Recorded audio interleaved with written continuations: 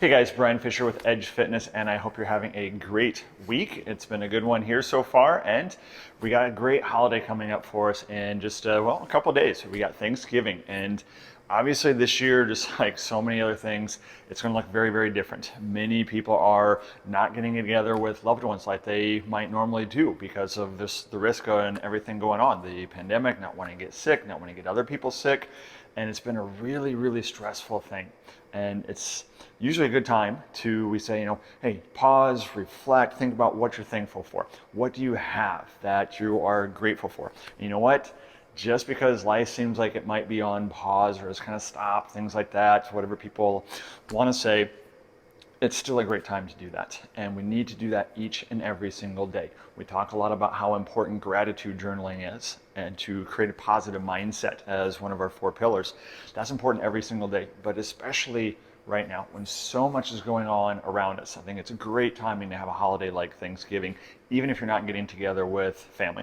And if you are, I just hope you're being safe about it for your safety and for the safety of everyone else around you, both while you're with your family and when you come back to just your normal daily routine and what it's like now and everyone else that you are around there. So be safe, be smart about it. If it's the best decision to not go, it's hard to do. I know it is. It's kind of the boat that we're in with family, but it's the best thing to do right now, we feel. And if you feel that's the best thing for you, just roll with it. And this gives us some opportunity. I want to talk about, ways to survive Thanksgiving from a health and fitness standpoint, but that does include our mindset. So we really have to not ignore that part. Keep up with your gratitude journaling if you haven't been doing that, or if you have been, keep up with it. Awesome, great job. If you've never done it before, what better time to start? And don't wait till Thursday. Start with it today. It can be as simple as think of just one thing, okay? One thing that you're grateful for. It's so simple. Maybe it's a morning cup of coffee if you didn't sleep very well last night. Maybe it's being able to go out and get that morning cup of coffee from somewhere and to see a smiling, assume they're smiling underneath their mask, a friendly face, okay? Someone who you can be thankful for. Maybe it's a family member, if it's a spouse, maybe it's your kids, maybe it's your pets, maybe it's the fact that you are still healthy, you are safe, we are free, we have so much to be thankful for. If we just stop and take a second to think about it. Even on your worst day, you can come up with one thing to be thankful for. And on your best day, you still want to come up with at least one thing to be thankful for, because we know that good and bad kind of goes in phases. So if you're in a really good phase right now, just remember that a bad phase is probably coming up. If you're in a really bad phase right now, just remember a really good phase is going to be coming up for you. Having that consistent habit of gratitude journaling helps us to better take ourselves through those times, good and bad, and to just be more positive about it and to be more joyful about it. Again, that joy is the active and deliberate pursuit of health and well-being and success despite our circumstances, right? It's not a external thing, that is inward. You have to actively pursue that. You need a passion, you need a reason why to do that. And to be joyful, if you have that, you're going to be more people that are happy or successful than successful people are happy. So with that little rant, here's just some good ways besides gratitude journaling, that being definitely one of them. So take your time to do that. And be thankful that you're watching this video. Maybe there's another thing for you guys. I'm thankful that you guys are doing it, that I can do this and help you guys out in some way. Other things that you can do to help out with Thanksgiving. If you're on a fat loss journey, if you're on a weight gain journey, there's people on both sides of that.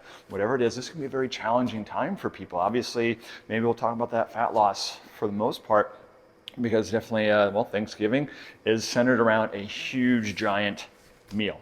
Now, maybe that's one thing to be grateful for if you're not gathering with people, and a nice thing of, this year's meal isn't going to be as big, so it might be a little simpler, easier to have some better nutrition for that day. Well, keep it for that day. Just like any other time, if you are gathering with your family, keep it for that day. Okay? Don't let Thanksgiving spill over. Even if you have multiple Thanksgivings, don't let it spill over to that whole stretch from now until the end of the year and think, I'll get back on track after New Year's. Stay on track now. You can have those days if you plan everything, dial up, dial down as you need to. Don't hit pause. Okay? Dial up or dial down as needed to allow you to still be successful even during this time. Sticking to the basics. Another great thing that you can do. We did a whole series on each one of those for our movement, nutrition, recovery, mindset. For nutrition, even on Thanksgiving, it can still be whole unprocessed foods. Okay? Turkey's a whole food. Vegetables, not a casserole type of dish. Nothing wrong with those. If you go for them, go for them. Portion sizes are still a great win on things like that and eating mindfully. Okay? But when you can go for the whole unprocessed foods, I love having a good salad. Great thing that I can be very thankful for, and I can eat a lot of that salad and feel more satisfied and fulfilled with that. Not like I'm having to hold back or skimp out or miss out on anything, but I can have that salad. Cauliflower mash, I love it. I can eat a lot of that and not get as many calories, not feel as stuffed, not feel as guilty afterwards. I can feel more satisfied, enjoy it a lot more. And of course, that good turkey or ham or whatever kind of protein you guys do go for. Holding on to kind of those whole unprocessed foods, that approach. Let it slide maybe a little bit because I'm going to have some apple pie, maybe a little bit of ice cream, or something like that for dessert. Yes, I'm an apple pie, not pumpkin pie. Wherever you are, it's okay. But having those whole unprocessed foods, even on a day like that, okay, trying to avoid some of the processed things that come into, yes, the stuffing, and yes, into the canned cranberries, and yes, into all the other side dishes that, they're made with love. God bless them for that. You want to try and make the best choice that you can. So if it's not a whole unprocessed food, then we look at those portion sizes.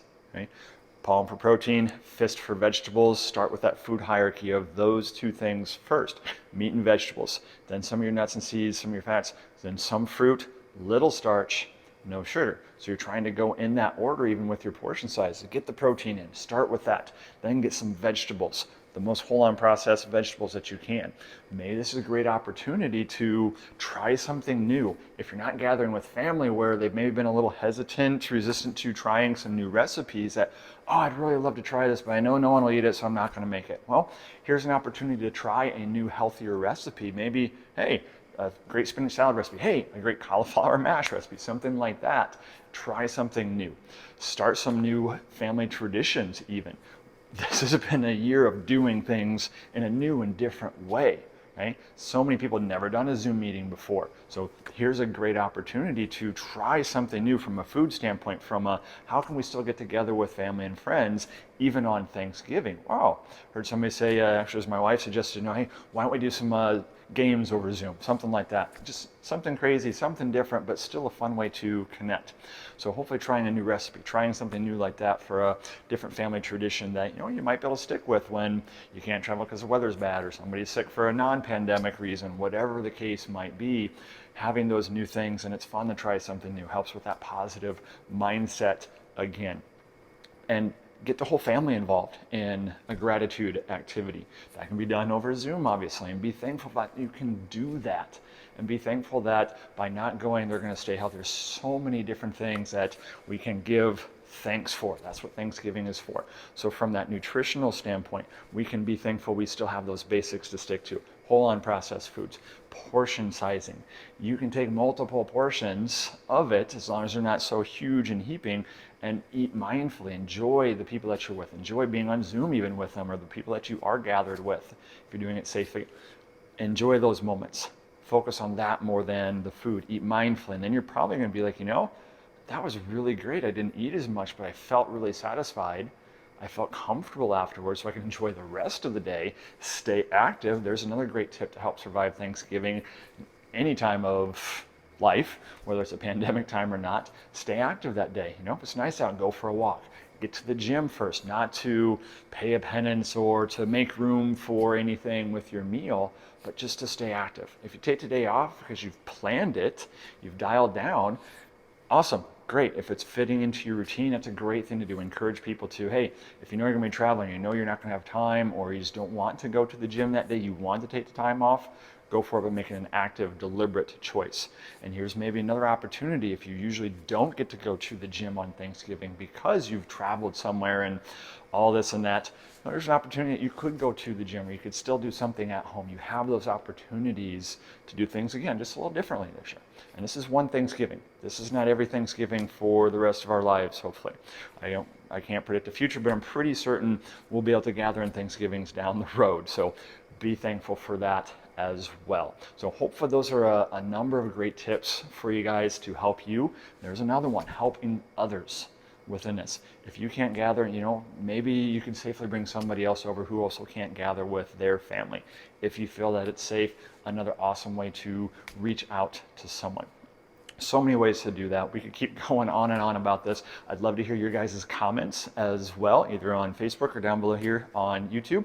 And don't forget, while you are here, subscribe and share so you and your family and friends can keep up on all these great tips and resources, and we can help each other to take our next steps on this health and fitness journey during a difficult time, but a time where we really can be thankful. So I'm so thankful for you guys for taking the time to watch this and for subscribing and sharing so others can as well, and can't wait to see you guys next time.